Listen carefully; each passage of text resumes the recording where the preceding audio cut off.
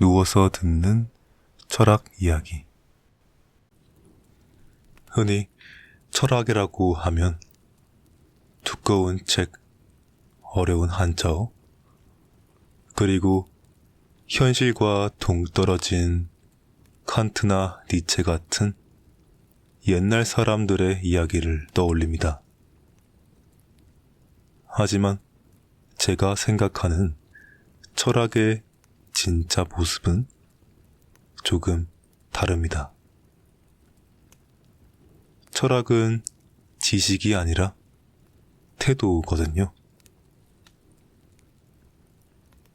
우리는 살면서 수많은 답을 강요받습니다.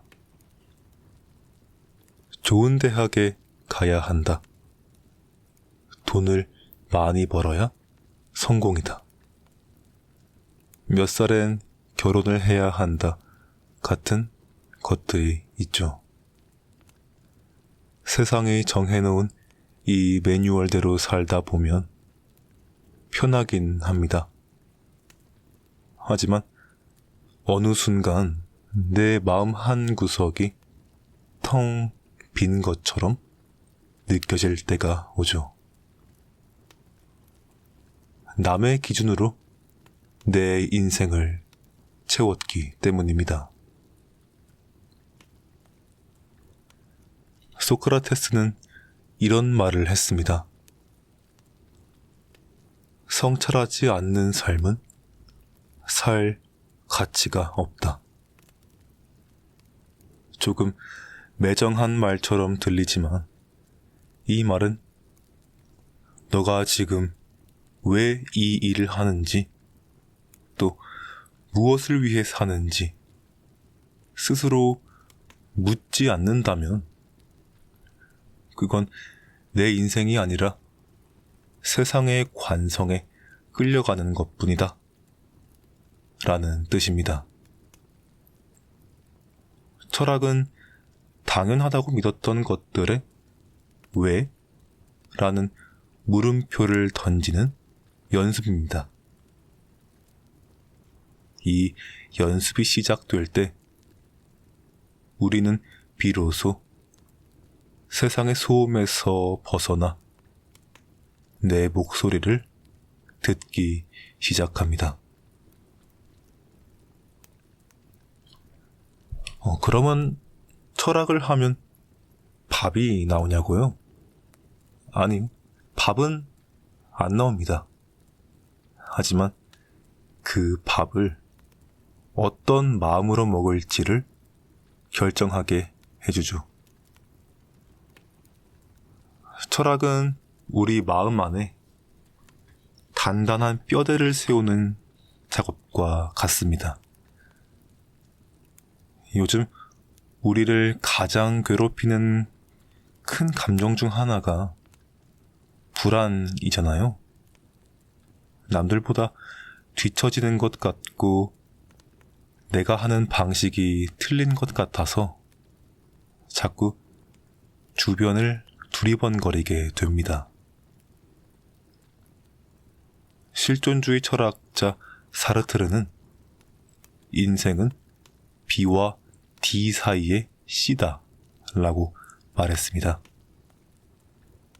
탄생과 죽음 사이의 무수한 선택들이 곧 인생이라는 거죠.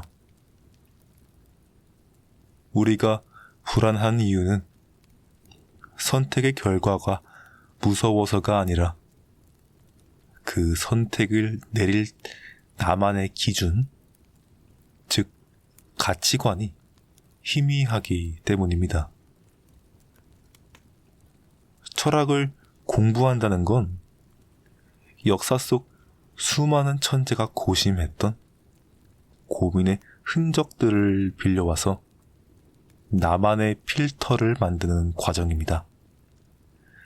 그 필터가 선명해지면 외부의 파도가 아무리 높게 쳐도 내 배가 어디로 가야 할지 스스로 키를 잡을 수 있게 됩니다. 적어도 남이 시키는 대로 흔들리다가 후회하는 일은 줄어들겠죠. 오늘은 우리를 가장 직접적으로 괴롭히는 감정인 비교에 대해서 이야기를 해보고자 합니다. 잠들기 전 무심코 연 SNS에서 멋진 곳으로 여행을 간 친구, 승진 소식을 올린 동료, 혹은 나보다 어린데 벌써 성공한 사람들의 사진을 본 적이 있으신가요? 그 화면을 끄고 난 뒤 밀려오는 그 묘한 공허함과 쓸쓸함. 나는 지금 여기서 뭐 하고 있나 하는 생각. 우리는 왜 자꾸 남과 나를 비교하며 스스로를 갉아먹게 될까요? 오늘은 이 지독한 비교의 늪에서 우리를 건져줄 두 철학자, 쇼펜하우어와 아들러를 초대했습니다. 먼저 염세주의 철학자로 알려진 쇼펜하우어에게 물어봅시다. 그는 아주 냉정하게 말합니다. 우리의 불행은 대부분 남을 의식하는 데서 온다. 쇼펜하우어에 따르면 인간은 본능적으로 타인의 눈에 비친 자신의 모습을 실제의 자신보다 더 중요하게 생각하는 경향이 있다고 합니다. 이걸 그는 허영심이라고 불렀죠. 우리가 비싼 차를 사고 명품백을 들고 SNS에 행복한 사진을 올리는 이유의 상당 부분이 내가 행복해서가 아니라 남에게 행복해 보이고 싶어서라는 겁니다. 그는 이런 말을 남겼습니다. 우리가 가진 것의 90%는 남의 눈을 의식해서 만든 껍데기다.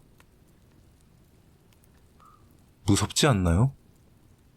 내가 공들여 쌓아온 행복이 사실은 남의 감탄을 자아내기 위한 연극이었다면 그 연극이 끝나는 순간 우리는 허무해질 수밖에 없습니다.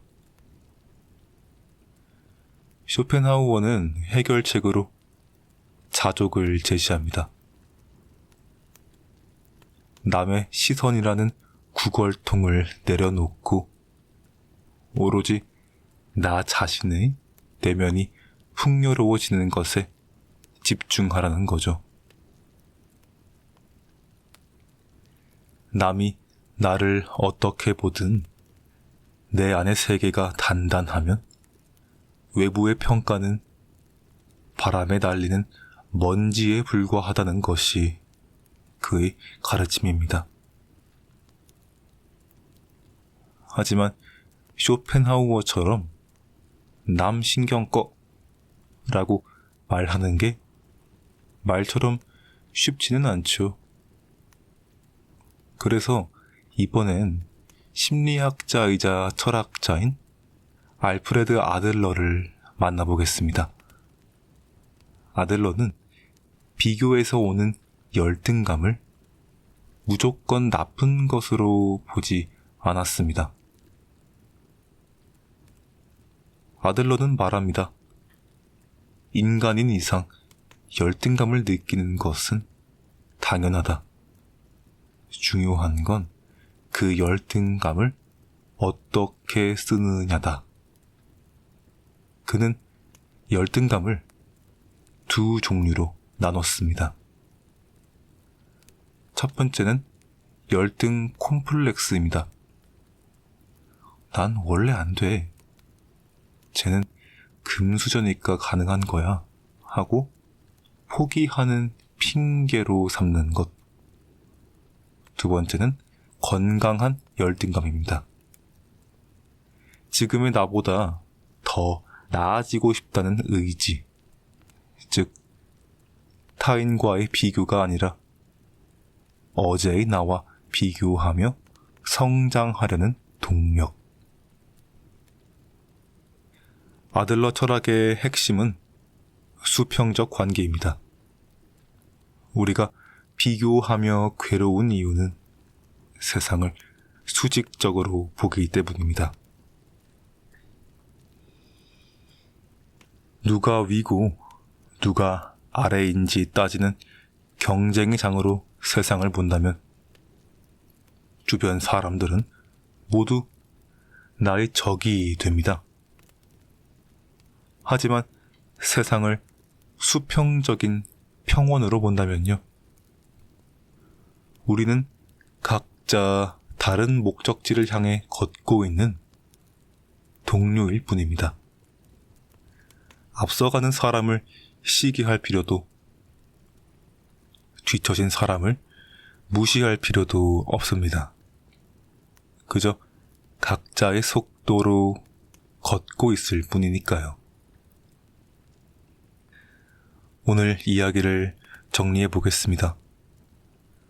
쇼펜하우어는 남의 시선이라는 감옥에서 탈출해서 나만의 내면을 가꾸어라 라고 했고, 아들러는 타인과의 경쟁이 아닌 어제의 나보다 나아지려는 용기를 가지라고 말합니다. 비교라는 본능을 완전하게 없앨 수는 없을 겁니다. 하지만 그 방향은 바꿀 수 있습니다. 스마트폰 화면 속에 화려한 누군가와 나를 비교하며 작아지기보다 어제보다 오늘 조금 더 다정한 사람이 되었나, 혹은 지난 날보다 오늘 내 마음이 더 편안한가, 이런 것들을 물어봐 주세요. 비교의 대상이 타인에서 어제의 나로 옮겨오는 순간, 지옥 같던 비교는 나를 성장시키는 가장 강력한 엔진이 될 것입니다.